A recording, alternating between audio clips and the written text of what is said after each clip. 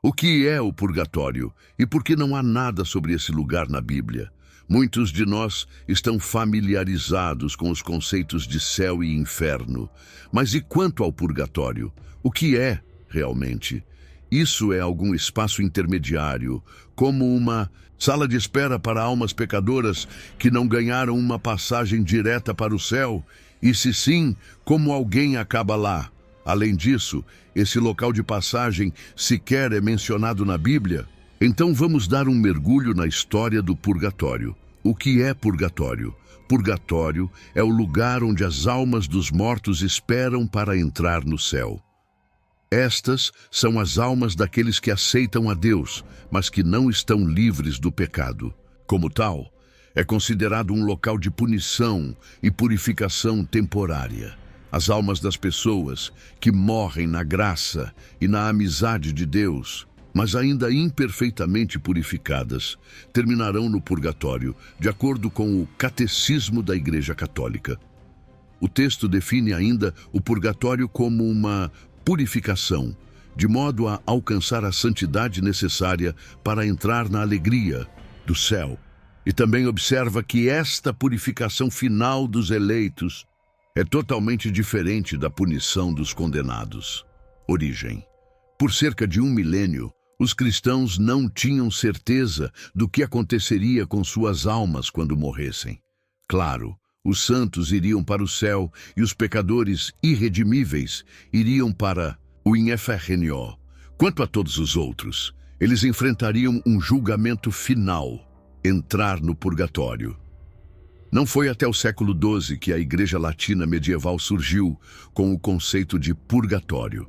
Isso significava que as pessoas morreriam e iriam para o purgatório para pagar por seus pecados, até que ficassem puras o suficiente para entrar no céu. Registro escrito.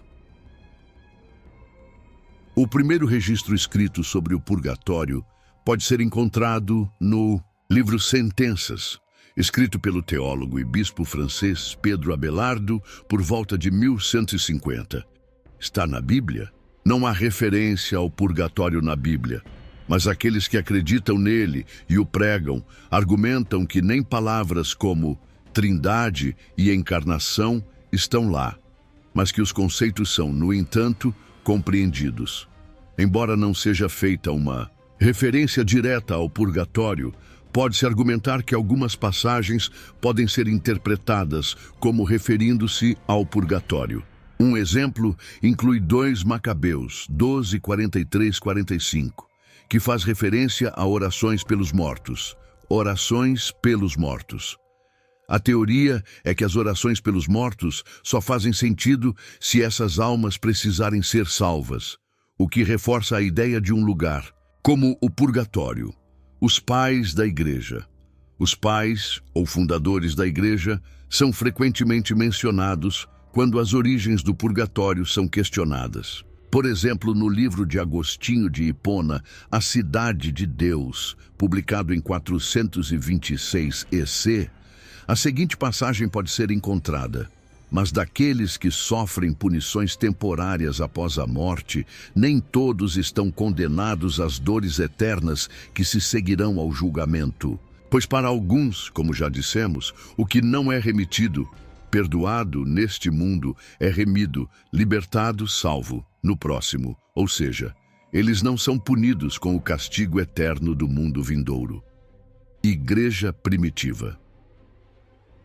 Existem outras referências. Há orações pelos mortos em obras como os Atos de Paulo e Tecla, Epitáfio de Abércio e a Paixão de Santa Perpétua e Santa Felicidade, entre outras. Todos esses textos datam dos séculos medio-alguns e judeus ortodoxos.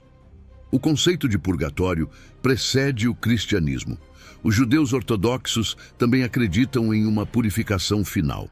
O Kadish do enlutado é uma oração para a purificação da alma de um ente querido, que é rezada durante 11 meses após a morte da pessoa. Igrejas protestantes.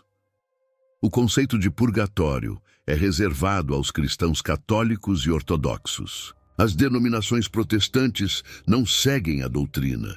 conceito de geração de riqueza. Os críticos da Igreja Católica argumentaram que o conceito de purgatório ajudou a Igreja a acumular grande riqueza. Uma maneira de fazer isso é por meio de missas memoriais pelos mortos. Quem iria querer que seu ente querido falecido ficasse no purgatório indefinidamente, certo? Acelerando o processo de limpeza do pecado. Se alguém acaba no purgatório, como funciona todo o processo de purificação, afinal? Bem, existem algumas maneiras de acelerar o processo e levar a alma para o céu. Uma delas é através das indulgências. Antigamente, as indulgências eram documentos físicos vendidos por membros do clero a pessoas que desejavam se absolver de seus pecados. Então, basicamente, alguém poderia comprar uma passagem para sair do purgatório e ter entrada prioritária no céu. Outras maneiras de conseguir uma passagem para o céu. Existem, no entanto, outras maneiras de reduzir o tempo no purgatório. Na ausência de indulgências compradas, o sofrimento, o sacrifício e as boas obras podem ajudar na remissão da pena. Como obter uma indulgência? Peregrinações a locais sagrados, missa, confissão e atos de piedade, como rezar o rosário, ler as escrituras e adoração eucarística, podem ajudar. E também contratar os serviços de um comedor de pecados. Os comedores ou devoradores de pecados comeriam literalmente os pecados de uma pessoa morta. Se alguém estava em seu leito de morte, carregava pecados não confessados e falecia, então um comedor de pecados era a única chance que a pessoa tinha de evitar o purgatório. O processo envolvia colocar um pedaço de pão na região do peiteu da pessoa para absorver todos os seus pecados e depois comê-lo. Vida ou morte no purgatório. O purgatório não é apenas um lugar de sofrimento. Deus perdoa as almas do purgatório. O papel do sofrimento é desfazer o dano que causamos, comenta Robert Corzine, vice-presidente de Programas e Desenvolvimento do St. Paul Center for Biblical Theology. Chamas, apesar das representações de fogo em obras de arte sobre o conceito de purgatório. O sofrimento no purgatório não é uma dor física real. O fogo pelo qual somos purificados é um ardor interior pelo amor de Deus, explica a autora Susan Tassone. Fogo. Imediatamente após a morte, as almas do purgatório viram Deus em toda a sua glória. Eles viram seu amor, sua bondade e os planos que Ele tinha para nós. E eles anseiam por isso, eles queimam por isso, com um desejo que supera o calor de qualquer fogo terrestre. Acrescenta Tassone. A Divina Comédia. A obra clássica de Dante, A Divina Comédia, faz referência ao purgatório como um lugar onde as almas sofrem voluntariamente, ao contrário do inferno. Eles não mostram autopiedade e se regozijam em seu sofrimento. Como diz o padre Dwight Longenecker, qualquer coisa que valha a pena requer dor para progredir, mas é dor com uma recompensa no final. As almas conhecerão seu destino. As almas do purgatório saberão quando alcançarão a salvação e irão para o céu. Almas em oração.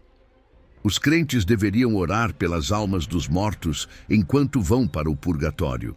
Mas o que muitos não sabem é que o oposto também é considerado verdadeiro. As almas dos que estão no purgatório também rezam pela salvação dos vivos. Essas almas tornam-se como nossos segundos anjos da guarda, colocando-nos sob sua proteção, diz Tassone. Nossas orações realmente importam. Uma vez que uma pessoa falece e a alma deixa o corpo, ela se torna indefesa, então apenas os vivos podem ajudar a acelerar sua permanência no purgatório. Nossas orações realmente importam. Precisamos ser ávidos de graças para as almas do purgatório, aponta Tassone. É por isso que eles precisam de nossas orações, o rosário, a adoração, a via sacra e, acima de tudo, a missa.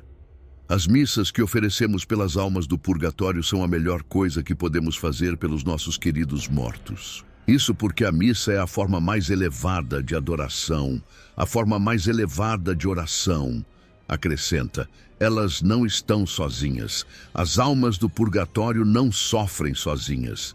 Elas têm a companhia das almas de outros crentes. Estão todos unidos em Cristo. Purgatório faz santos. Somente os santos que estão livres do pecado ganham entrada instantânea no céu. Mas o processo de purificação no purgatório pode transformar as almas daqueles que pecaram em santos. Fontes: Time, Catholic, Answers, Catholic Exchange, A Sunday Visitor, Britannica.